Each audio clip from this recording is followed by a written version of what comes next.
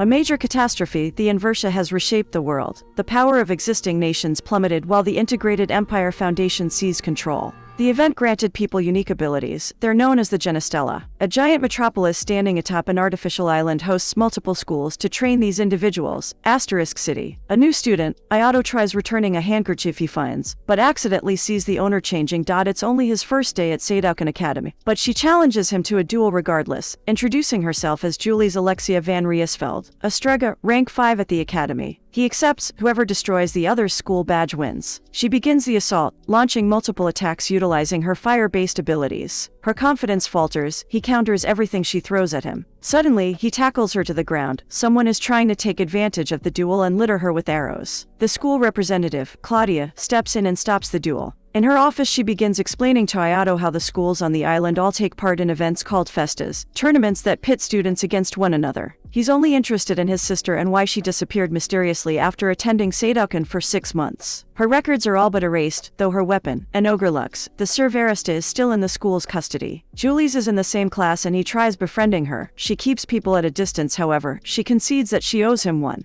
Yabuki, another student, and Ayato's new roommate, says that's typical of the princess, which isn't a nickname. She's actually the princess of a country called Julis-Alexia. Lester, rank 9, a page 1, confronts Julis, challenging her to a duel for fighting a newcomer, but he's already lost 3 times against her. Becoming angry when he claims she fights for fun, telling him off, she's not fighting for the thrill of it. She's determined to win all 3 Festas. Ayato has a dream about his sister, Hiraka, who tells him to be careful using his power until he finds his purpose in life. Her purpose is to protect him. She smiles when he returns the sentiment. The other day, Ayato stepped in, introducing himself to Lester, who skulks away as Yabuki records the whole thing. Ayato questions why Julis fights. She says it's for the prize money from the Phoenix Festa. Yabuki mentions it's a tag team, wondering if she's found a partner. A little embarrassed, Julis' ideal partner should be a page 1, who fights with honor. Yabuki runs off to take a call, and Ayato asks Julis where the boys' dorm is. He needs someone to show him around the city and uses his favor to get Julis on board. Julis shocks the class, begrudgingly saying good morning back to Ayato. Apparently, she barely ever speaks to anyone. Noticing Saya, a childhood friend, is also in his class, surprises Ayato. Asking about her dad, he finds out he's the reason she's there, to show off the guns he designs. Julis and Saya fight over who should show Ayato around when Claudia randomly shows up offering instead. But she's really there to get his signature to check out a weapon the next day. Julis and Saya agree to show Ayato around together, though Saya is directionally challenged and needs the tour as much as he does. The 2 girls begin arguing over Ayato. Before they start a duel, more arrows narrowly miss Julis. Saya tries hitting their assailant, who ends up escaping. The next day, Ayato goes to sign out a weapon. It turns out Lester is trying to check out the Cerverista too, but his compatibility is only 30%. It keeps going down, even into the negatives as he fights the sword. Ogre Lux have a will of their own. According to Claudia, Ayato suddenly has a vision of purple chains and the Cerverista turns, heading straight for him, trying to break through the barrier. He catches it by the handle and forces the sword to bend to his will. Compatibility, 97%. Claudia asks him a favor, telling him to come by her place that night. Walking in, he sees her just getting out of the shower. Her room is way nicer than the dorms. Apparently her status as a page 1 grants her more privileges, like private quarters, not like being the student council president, which is more trouble than it's worth, but she likes trouble. Apparently, the students who intended to enter the Festa are suffering major injuries, forcing them to withdraw. Lester is the prime suspect, but it doesn't add up. Claudia asks Ayato to keep an eye on Julis since she's been the target of recent attacks. Offering him a reward for accepting her request, Ayato gets flustered and runs out of her quarters. The next day, Julis shows him around Asterisk City. There aren't many rules regarding duels or anything else really. People fight in the streets fairly often instead of the arenas scattered throughout. Ayato tells Julis that she might want to be careful and not go out alone or duel anyone for a while. Lester shows up right as he finishes warning her and Ayato tells him not to implicate himself, due to the attacks. They run into a street brawl, but Julis knows it's a setup to make it seem like an accident instead of a targeted attack. One of the thugs from Rewolf notices the guy who hired them and Julis runs after him. Ayato follows, getting his Lux destroyed while the attackers escape. Julis invites Ayato over to her quarters that night. Telling him to take off his clothes flusters Ayato. Realizing, Julis tells him to get his mind out of the gutter. She just wants to sew the tears in his clothes. Apparently, back home she used to run away and play with the kids at the orphanage after they saved her from some thugs. They're the ones who gave her the handkerchief and taught her to sew. The next morning, Julis receives a letter, distracting her from answering Ayato, and greeting him good morning. Claudia asks about it, and tells Ayato he's a fool for not realizing that it isn't that Julis doesn't trust him enough to say something, it's that she wants to protect him. With that, he runs after Julis while Claudia throws him the serverista. Julis arrives at the meeting place detailed in the letter. The one behind the attacks turns out to be Silas Norman, one of Lester's lackeys. He lets slip that Lester isn't one to attack while someone else duels, but only someone watching her and Ayato duel would know that. Lester arrives and demands to know if what he said is true. Silas brought him there to be the fall guy. When he tries attacking Silas, one of the hooded assailants stops his axe with their bare hands. They aren't students, they're puppets controlled by Silas. Lester says it doesn't matter how many he attacks with. Well, how about 128 of them? Julis calls him out for working with Arlequin, the only school capable of producing armor that can withstand her attacks. Knowing that, Silas can't leave her alive. Ayato shows up just in time, apologizing for his tardiness. Julis doesn't need his help, but she has people she needs to protect, so who's going to protect her? It seems Ayato has found his purpose. Ayato has a trick up his sleeve, asking his celestial bonds to release him, suddenly unleashes his true powers, allowing him to figure out that Silas can only move 6 puppets at once, 16 can execute simple patterns, and the rest can only execute basic movements, like a game of chess. Easily defeating the puppets, Ayato thinks it's over, but Silas has a backup plan. It's huge, the puppet that is, but still no match for the serverista. Silas attempts to run. Julis uses her powers to carry Ayato, flying after him. Silas falls to the ground. They leave it to Claudia to deal with him. Ayato screams as the purple chains wrap around his body and he passes out. He has a flashback to his sister casting a spell. With these celestial shackles, I bind your savage force, telling him she has no choice before disappearing. He comes to in Julie's lap. Trying to apologize, she tells him to stop being an idiot. It's fine. Wondering what those chains were, he explains that his sister's power is binding. Apparently, he can only use his powers for up to 5 minutes. Ayato offers to be her partner in the festa. Finding his purpose, she accepts. Claudia finds Silas, brutally attacking him. When Yabuki appears from the shadows, it looks like they're up to something. Another mysterious figure watches, the one who created the puppets. The student council presidents gather for a meeting. They question Claudia about Arlequin and Seidoukan's collaboration in developing new technology. The representative from Arlequin asks if it's possible to review their rules surrounding AI, and to potentially allow them to compete in the Festas. Ayato is late for his training session with Julis and runs right into Kieran, who's also rushing somewhere. Another embarrassing moment with yet another girl. An older man yells at her to hurry up. Julis is annoyed that she still can't beat Ayato in a duel. He manages to last for 3 minutes now, so beating students at Julis' level should be easy, but there are students even stronger than her. They have the edge though, secrecy. Nobody has seen him go all out. Seiya and Lester show up. She accuses Julis of keeping a monopoly on Ayato, doing unspeakable acts during their one-on-one training sessions, while Lester struggles to keep up his tough guy facade, thanking Ayato for saving him the other day. Claudia enters with 2 students, Camilla and Ernesta, from Arlequin Academy, explaining that they're developing a new type of lux. Julis figures that the partnership stems from covering up Sila's attack, though Ernesta wants to see the swordsman who destroyed her puppets, whispering in Ayato's ear that he won't be so lucky next time. Julis and Seiya lose it when she kisses him on the cheek. Camilla notices Seiya's weapons and trash talks her dad and his designs. Seiya demands an apology, but Camilla refuses. Ernesta says she'll have to prove her wrong in the festa. So, Seiya asks Ayato to be her partner, but Julis steps in and they fight over him while Lester walks out unimpressed. Yabuki explains to Ayato that Arlequin's classes are split between R&D and combat,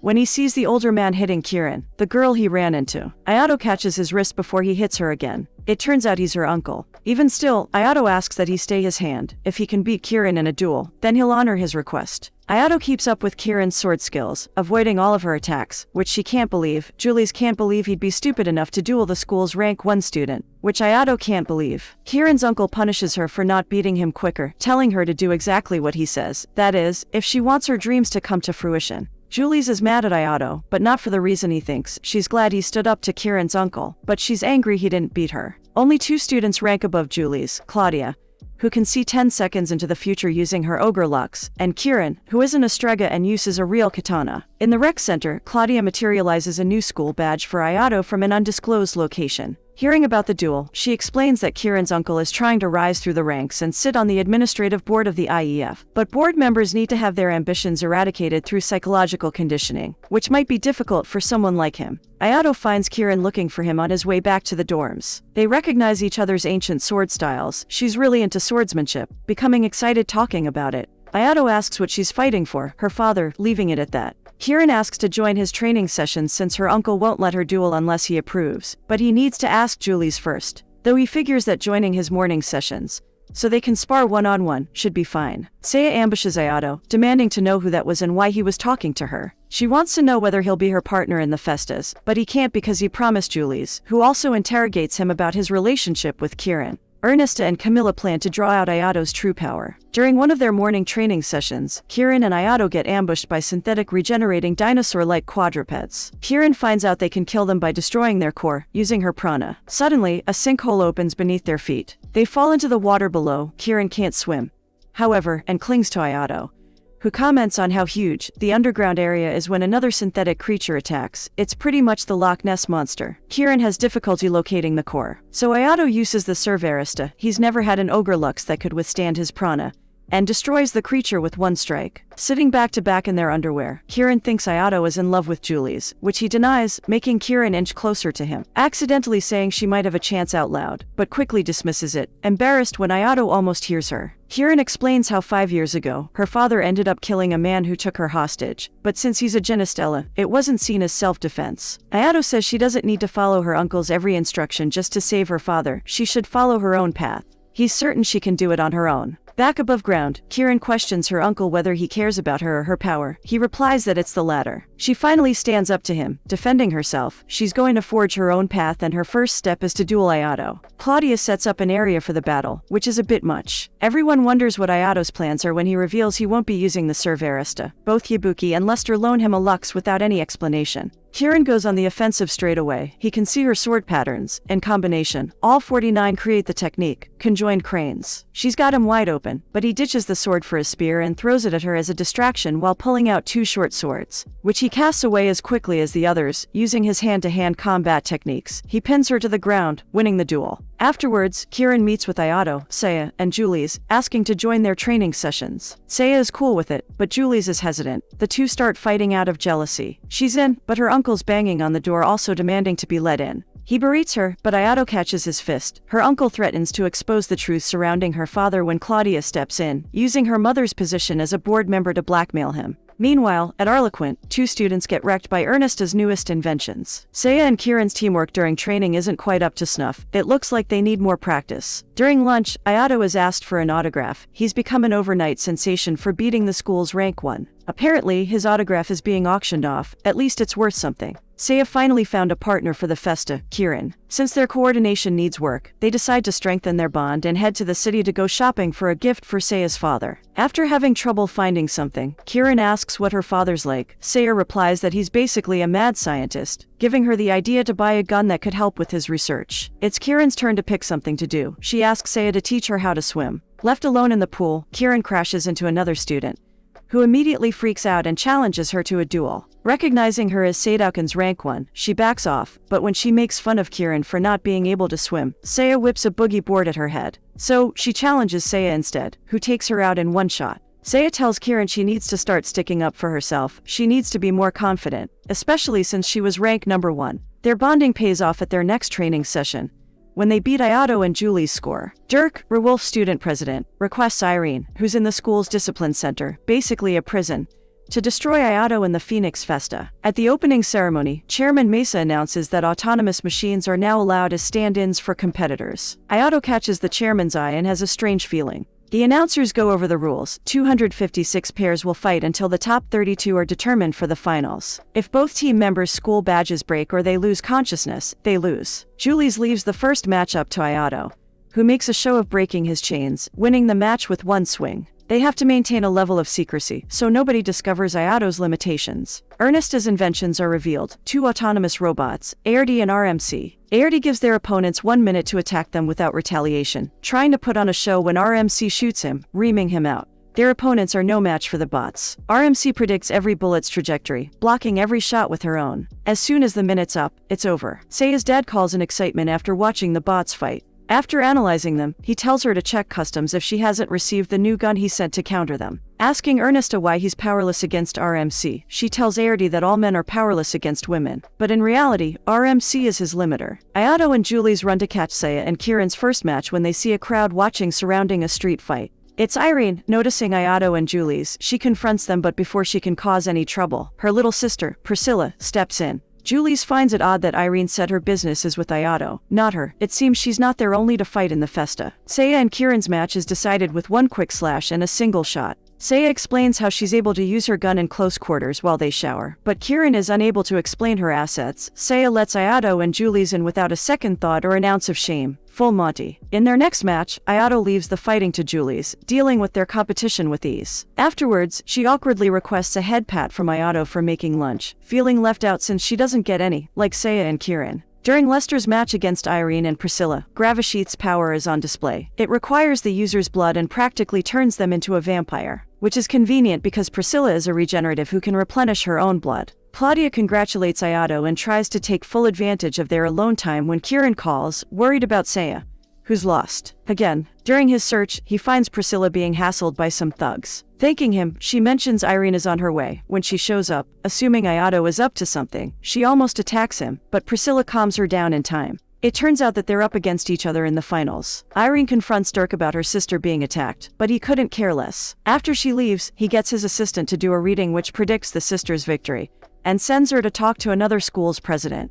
Ayato and Julie show up to Priscilla's place after receiving a dinner invitation as a thank you for saving her. Irene reveals that she needs money because she owes Dirk a hefty sum but can't use the winnings from the Festa to pay it off. She tells Ayato that her real job is to destroy him, which probably has something to do with his ogre lux. Now they're even. Priscilla worries about her sister, who completely changes whenever she wields the Gravasheath. Ayato remembers Claudia talking about how ogre lux can alter their users. When he shows up, he finds her asleep. Upon waking up, she attacks him until he snaps her out of it. Before she tells him anything, she makes him promise to join her team for the next Festa. The ogre lux she wields shows its users their own death in their dreams. Apparently, ogre lux can either have a good or bad personality, and Irene's Gravasheath is one of the worst. Her and her sister were orphans on the run when Dirk showed up and gave her the Gravasheath, saving them but also putting her in debt. Irene goes on a rampage the night before and drinks her sister's blood in preparation for the match. Ayato has a plan to counter the weapon. Even if his plan doesn't work, Julius refuses to lose the match no matter the cost. Irene isn't holding back either, she's giving it everything she's got.